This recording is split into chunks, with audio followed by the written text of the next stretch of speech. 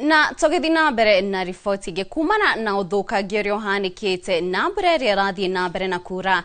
Gavana wa kaunti ya Nairobi nĩatabanĩtie mũcemanio na andĩki akaru honge-inĩ itiganĩte cia thirikari kũrũmĩrĩra ngirimiti ya thirikari ya kaunti kũrutithania wĩra na thirikari nene. Mũcemanio ũyũ ũgĩtongoria kũnina thĩna wa mĩaraho kũrĩa wĩhĩrĩirie gũthondeka barabara iria ithũkangĩtio, kũrĩa riboti ya ũrĩa wĩra ũkũrutwo ĩtanyĩtwo gũkorwo ĩgĩtamanio wa gatatũ kiumia gĩkĩ. Please take lead of this between today and tomorrow. Every agency entity that is required to be able to come together, look at the assessment already done by the county engineers.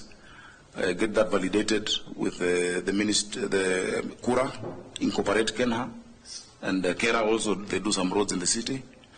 Get that flood mapping that was done by the World Bank. Let's look at what Google and Esri can assist with.